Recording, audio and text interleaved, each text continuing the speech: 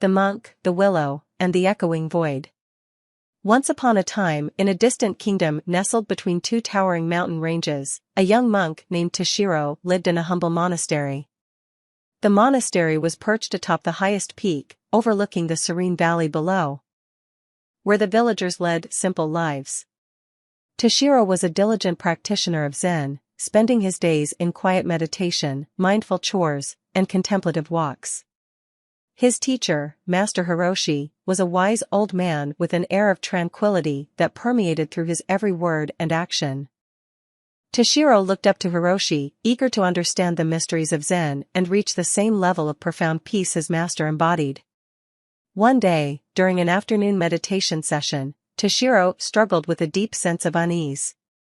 He felt a nagging void within him. A void that neither meditation nor his chores could fill. He decided to seek Master Hiroshi's guidance. "Master," Toshiro said, "I am troubled by an inner void that I cannot fill, no matter how much I meditate or engage in my duties.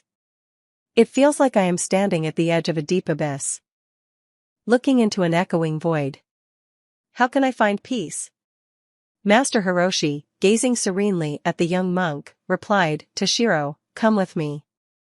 He led Toshiro to a solitary willow tree that stood tall and majestic at the edge of the monastery grounds. This willow tree was unique. Its branches swaying gently in the wind, creating a soothing rustling sound. In its shade, Hiroshi sat down and beckoned Toshiro to join him. "Tell me, Toshiro," Hiroshi started, pointing at the willow, "what do you see?" Toshiro looked at the willow and replied, "I see a tree, master. A beautiful, tall willow tree." "Is that all?"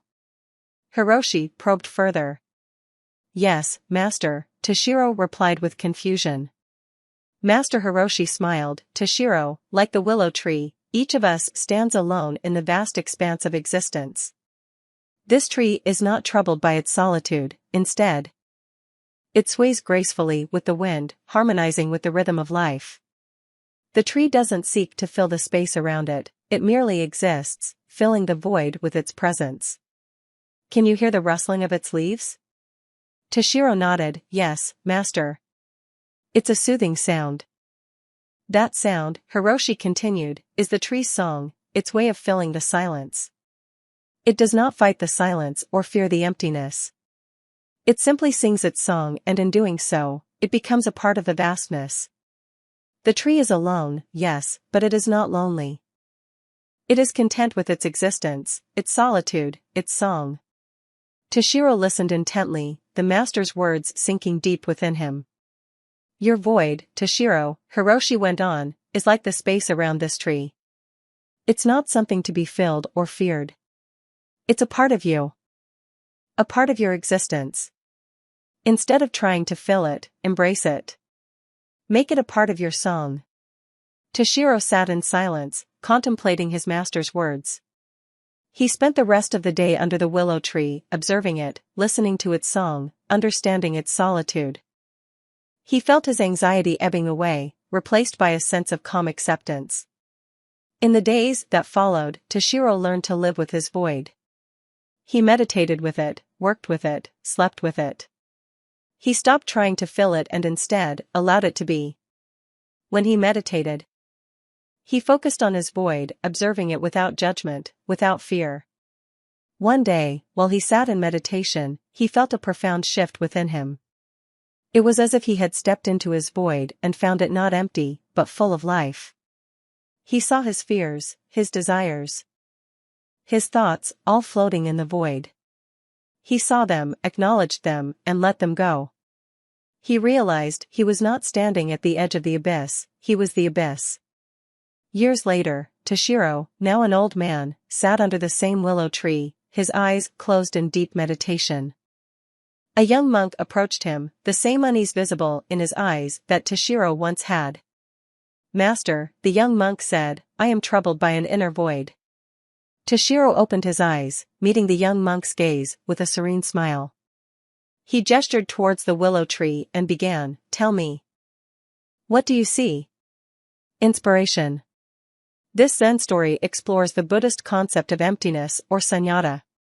It's a profound teaching that suggests we perceive our existenceas as separate selves, when in reality, we are part of a vast, interconnected whole. The void that Toshiro felt is a common human experience, often interpreted as loneliness, unfulfillment, or existential angst. The inspiration for this story comes from various Zen teachings and stories that emphasize embracing rather than avoiding uncomfortable experiences. The willow tree serves as a metaphor for our existence. It stands alone, but it's not lonely. Its song fills the void, not by negating it, but by harmonizing with it. When reading this story, one may feel inspired to view their own voids differently, as intrinsic parts of their existence, filled with potential for growth and understanding. The story encourages accepting and embracing all parts of our experience, even those we may find uncomfortable or challenging. This narrative also highlights the Zen principle of mindfulness, being fully present in each moment. Observing without judgment. Toshiro's journey towards understanding his void required him to be fully present with his experience, observing it without trying to change or avoid it. Finally, the story's ending suggests the cyclical nature of learning and teaching in the Zen tradition. Having learned to understand and accept his void, Toshiro is now in a position to guide others through the same process. This reflects the ongoing journey of personal growth and the passing of wisdom from one generation to the next. Overall, the inspiration that can be drawn from this story is a deeper understanding and acceptance of life's paradoxes, learning to live in harmony with them, and the importance of mindfulness on this journey.